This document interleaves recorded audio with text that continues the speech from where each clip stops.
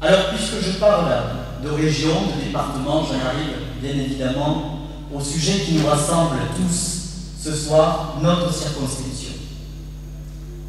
Heureusement, d'ailleurs, je vais me poser une autre question. Est-ce que vous connaissez la députée sortante de notre circonscription? Elle s'appelle Monique Bourrin. Merci aux affiches, merci aux tracts, parce que cette dame fait un boulot tellement flagrant, elle est tellement à nos côtés, elle nous consulte tellement qu'on en oublierait presque son nom. Vous aurez compris, mes chers amis, mon ton ironique. Monique Iborra a été notre députée pendant 5 ans. Elle le dit elle-même dans ses vidéos, le rôle d'un député, c'est de légiférer. Mais Madame Iborra, qu'est-ce que vous avez fait pendant 5 ans? Est-ce que vous avez réellement assumé votre rôle de député, ou est-ce que vous étiez trop occupé avec votre cumul de mandats, puisque vous étiez pendant 5 ans, en plus d'être notre députée, vice-présidente de la région Midi-Pyrénées? Alors il faudra m'expliquer comment on peut à la fois travailler sur les dossiers régionaux, sur les dossiers nationaux, ceux de la circonscription, être sur le terrain, rencontrer les citoyens, siéger à la fois au conseil régional et à l'Assemblée nationale. Chers amis, je vous invite à faire un tour sur un site internet très intéressant, nosdéputés.fr. Vous y trouverez le bilan de notre députée sortante. Alors pour ceux qui n'auraient pas internet, je vais quand même vous en dire 2 mots. Dans le mandat 2007-2012, nos députés avaient 196 semaines d'activité. La députée sortante n'a que 98 semaines d'activité sur 196, soit 50%. Pensez-vous qu'on lui a déduit 50% de son indemnité? Il paraîtrait que la justice salariale, c'est maintenant. C'est François Hollande qui l'a dit. Est-ce que Madame la députée sortante trouve que c'est juste de travailler 50% et d'être payée 100%? Pour information, l'indemnité d'un député, c'est de 7 100 € brut. Savez-vous combien de propositions de loi écrites a fait la députée sortante en 5 ans? Et non, chers amis, vous ne le savez pas parce qu'elle n'a pas de quoi s'en vanter. Monique Iborra, mesdames et messieurs, n'a fait aucune proposition de loi en 5 ans. Je dis bien aucune. Un député, c'est notre représentant. Il doit donc porter notre voix à l'Assemblée nationale. Savez-vous combien de questions orales a posé la députée sortante en 5 ans de mandat?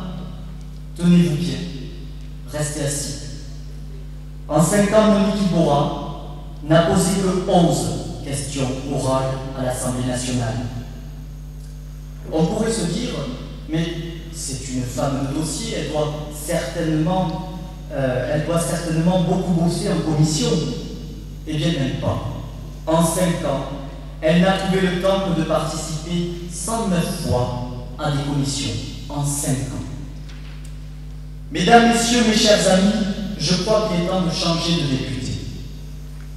Et dire au Parti Socialiste que les 49% de Français qui ne leur ont pas fait confiance le 6 mai s'exprimeront aux élections législatives. Beaucoup d'entre vous me connaissent. J'ai 22 ans, j'ai toujours vécu à Léguevin, j'y ai grandi, j'y ai fait ma scolarité. J'aime ma ville, ses habitants, ses commerçants, ses spécificités. C'est parce que j'aime ma ville qu'en 2008, alors que je n'avais que 18 ans, j'ai accepté d'être candidat sur la liste de la majorité municipale. Depuis que je suis élu, je suis chargé de la jeunesse. C'est une mission passionnante. Et je suis fier d'avoir mis en place avec les jeunes Léguevinois et les acteurs jeunesse de la commune de nouvelles manifestations telles que les forums de l'emploi et les jobs d'été. Et d'ailleurs, je voulais vous dire que Jocelyne Vidal, la première fois que je l'ai rencontrée, c'est justement parce que je voulais monter ce projet à Léguevin et qu'elle l'avait fait à Saint-Lys, et donc c'était l'objet de notre première rencontre, il y a maintenant 4 ans. Ou encore de nombreuses soirées jeunes, comme je suis heureux de soutenir les nombreux projets de la MJC. L'engagement est pour moi une passion, donner de ma personne, de mon énergie, pour faire avancer et bouger les choses, me motive et me rend heureux. Dans ma vie privée, je m'investis dans les associations à caractère humanitaire. Dans ma vie publique, j'ai choisi de m'investir en politique. Pourquoi? Parce que je suis convaincu que quand on a des reproches ou des critiques à faire, alors pour que cela change, il faut s'investir, il faut proposer et surtout, il faut agir. L'action, c'est bien le cœur de mon engagement en politique. J'ai une devise, on ne fait pas de la politique pour soi, mais pour les autres. Cela paraît normal quand on le dit, pourtant est-ce qu'en réalité, c'est vraiment ce qui se passe? J'appartiens à une nouvelle génération qui veut redonner de la noblesse au mot politique, qui veut redonner du poids au mot démocratie et qui veut redonner la priorité au mot action. C'est nous, les citoyens, qui devons faire vivre la démocratie. C'est la pluralité qui en est la base et qui en fait sa force. Chacun d'entre nous y sommes profondément attachés. Le Parti socialiste détient quasiment tous les pouvoirs. La présidence de la République, le Sénat, la majorité des grandes villes, 95,5% des régions et les 3/4 des départements. Au plus près de chez nous, j'ose le dire, c'est la politique du parti unique. Tous les députés de la Haute-Garonne sont socialistes, la région est socialiste, Toulouse est socialiste et quasiment toutes les communes sont socialistes.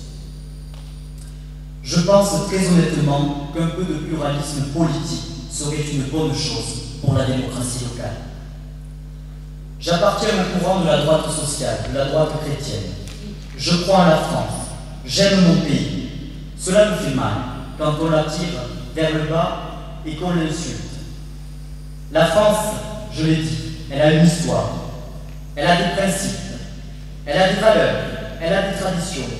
Nous pouvons et nous devons les défendre et en être fiers. J'ai accepté d'être le suppléant de Jocelyne Vidal, candidate aux élections législatives sur notre circonscription, parce qu'elle représente exactement, mesdames et messieurs, chers amis, ce que j'attends d'un responsable politique. Le travail, le courage, la détermination, la franchise et surtout l'action.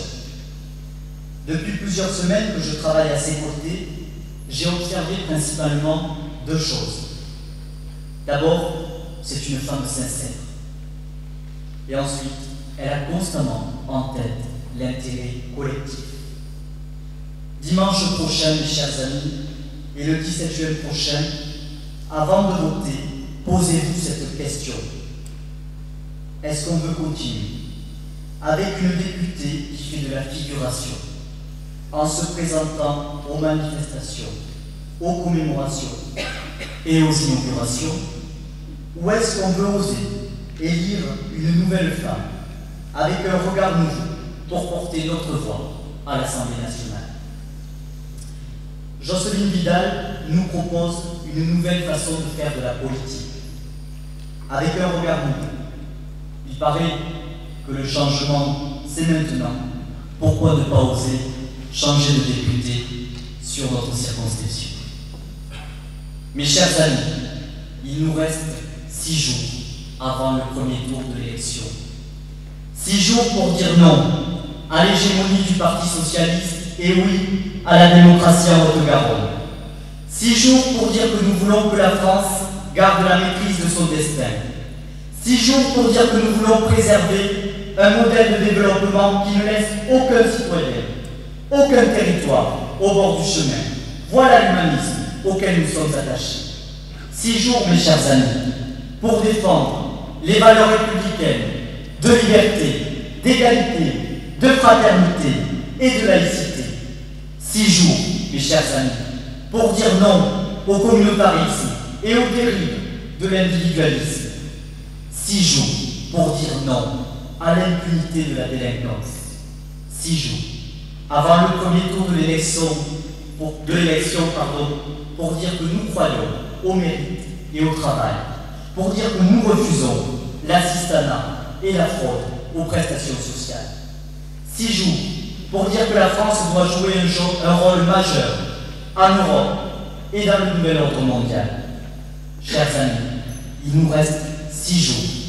6 jours pour nous mobiliser, 6 jours pour convaincre, pour rassembler, 6 jours pour faire voter. Nous avons besoin de vous, nous comptons sur vous. 6 jours pour une nouvelle femme avec un regard nouveau. Mesdames et messieurs, chers amis, 6 jours pour Jocelyne Vidal.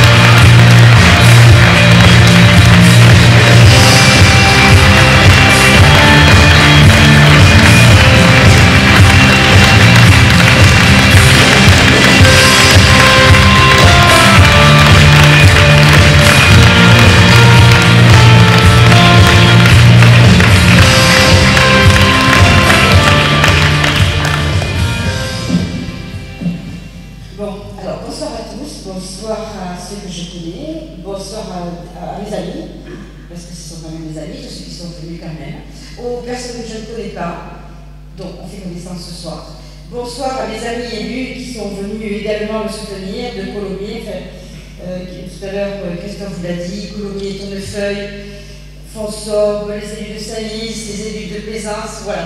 Je suis vraiment très content d'être là, très content de vous recevoir. Je remercie également Christian Rinal, parce que c'est vrai c'est lui qui m'a coaché, avec beaucoup d'enthousiasme.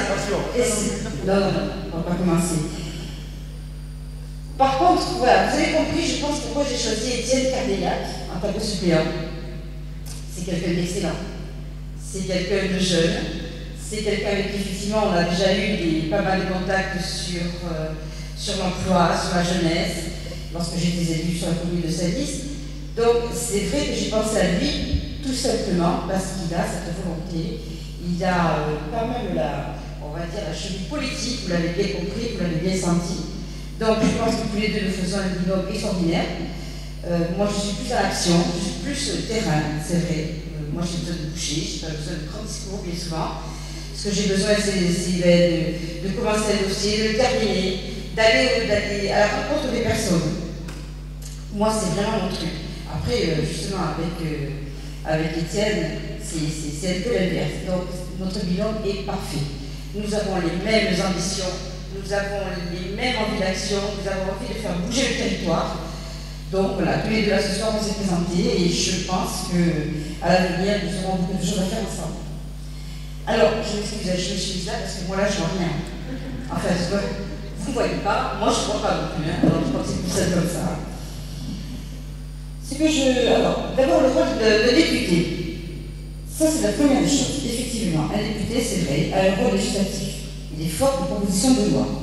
Il a le contrôle aussi de l'activité gouvernementale. Étienne a parlé tout à l'heure de notre député sortant. C'est vrai que tout ça, on peut lui donner qu'un temps partiel. Et on ne peut pas l'applaudir pour son rôle de député, en tout cas sur la circonscription. Mais aussi, un député doit être à l'écoute de ses concitoyens. Il doit avoir une grande partie du travail justement avec eux. Et c'est ce qu'on a oublié. Et ce que je souhaite justement remettre sur le terrain. C'est-à-dire qu'un député, et bien sûr, il est un législateur, mais il est aussi élu par une circonscription, donc par des citoyens. Donc la circonscription de la 6e est très importante, mais c'est nous qui devons venir à vous. Alors nous devons venir vers vous pour des problèmes, mais qui soient aussi bien communal, territorial que national.